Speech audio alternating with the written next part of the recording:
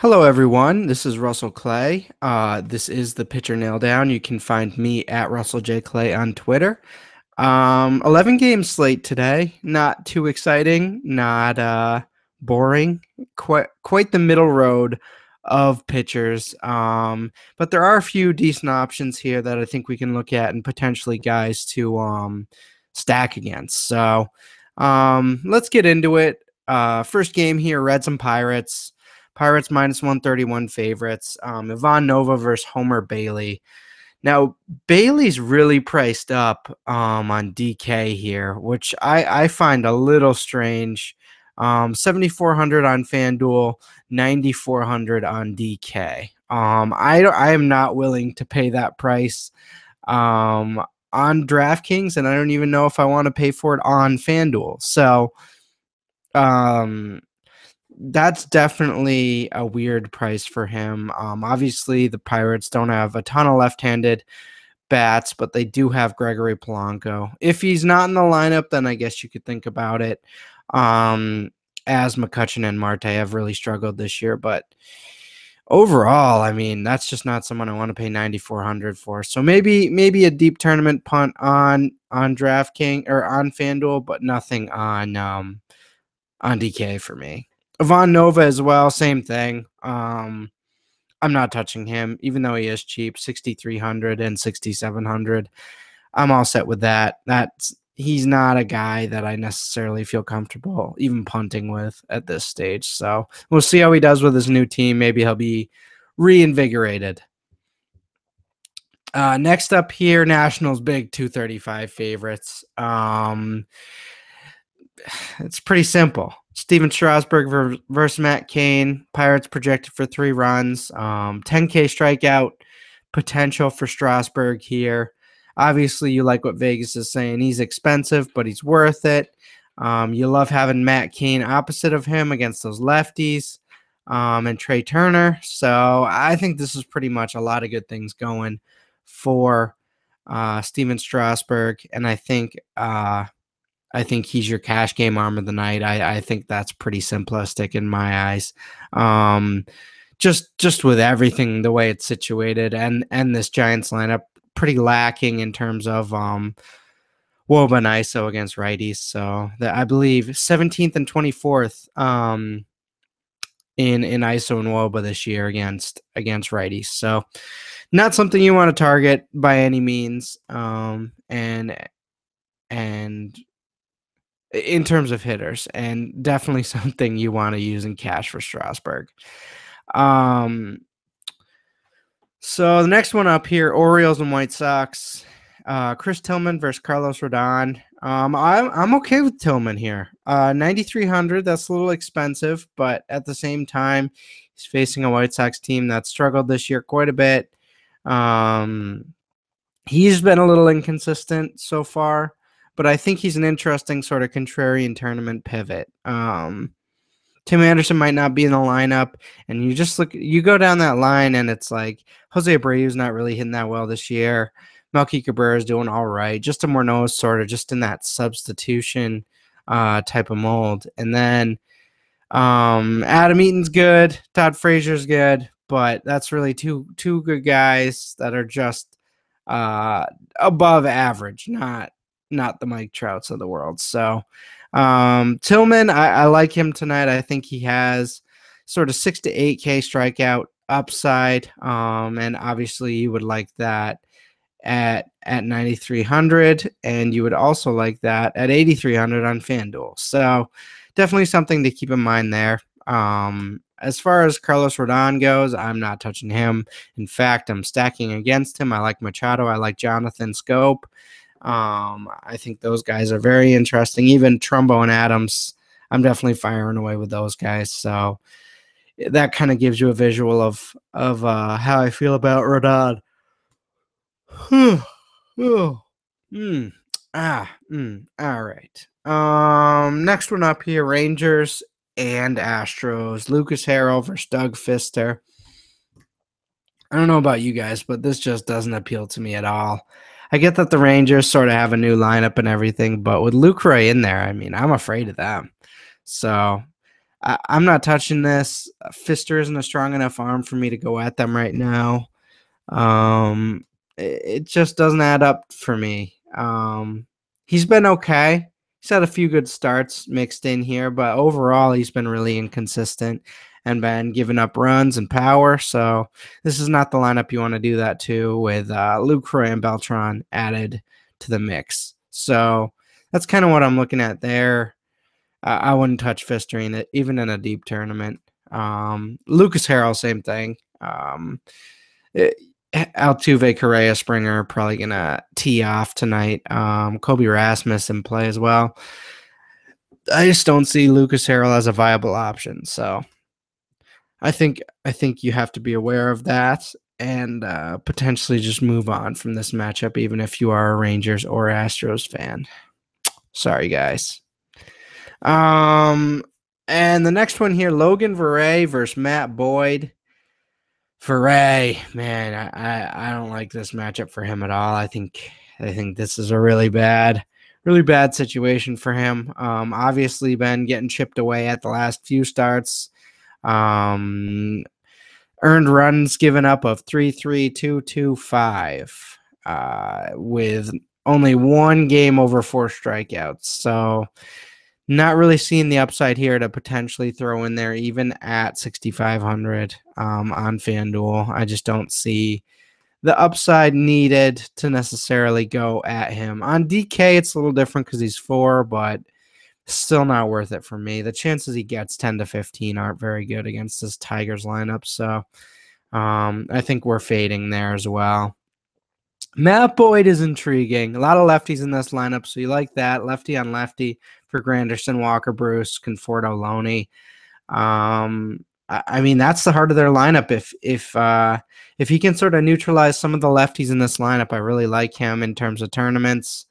Obviously just a tournament option, but he has been pretty decent of late, including against the Twins and Astros. I think this is a pretty reasonable deep tournament play, but shouldn't be anything beyond that. 6,800 on DK, sure. Aaron Sanchez and Dan Duffy squaring off in the next matchup. Danny Duffy, 12-9 on DK, obviously coming off that huge 16 strikeout performance against the Rays. I mean, I don't see that happening again. But obviously he does have that upside against right-handed heavy teams. It's tough to get a read on what we should do with this Blue Jays team against a strong lefty. So, I mean, all the splits are good, but at the same time, Duffy's been awesome of late. So I think that's just kind of a gray area matchup for me. I'm not necessarily looking at either side here. I think we can sort of fade and feel comfortable with that. Duffy's still a tournament guy for me, just not cash against this Blue Jays lineup. I just don't feel comfortable going all in against them, you know? On the Blue Jays side, though, Aaron Sanchez, I really like him as a cash game guy. I think he has a lot of upside. He's shown that this year. Doesn't normally have big blow-ups. Nice floor.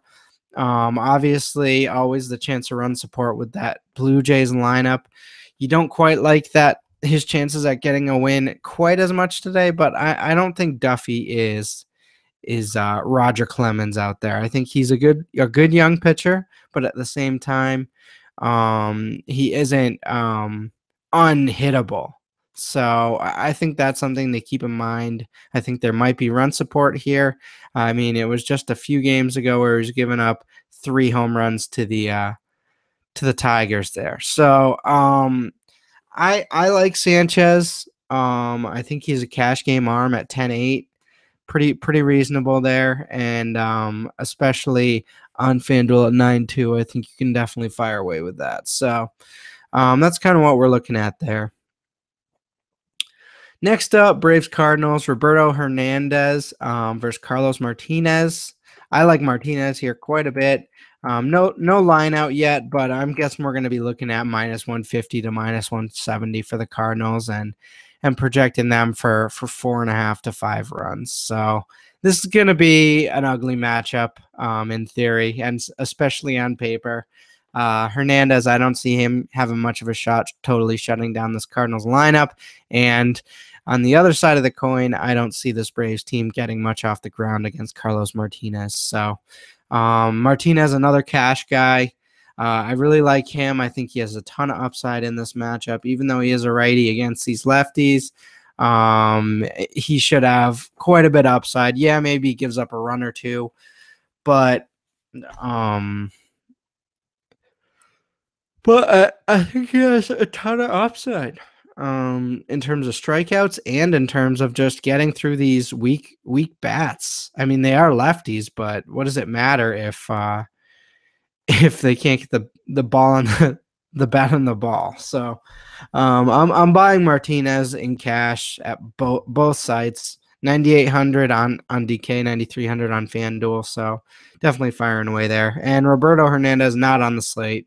So we'll see what goes on there. Obviously, keep a close eye on that. And a really fun matchup in Coors, Cashner versus Bettis. Obviously, both these offenses are pretty intriguing. Stanton really hasn't been coming through for us in Coors, but I think we fire away again. I think we fire away again with this entire Marlins team. They're doing in Coors. It's really been a strange first two games of this series. Obviously projected for 5.6 runs, so I don't think you're starting. You're starting Bettis here in any format. Same with Cashner, even more so.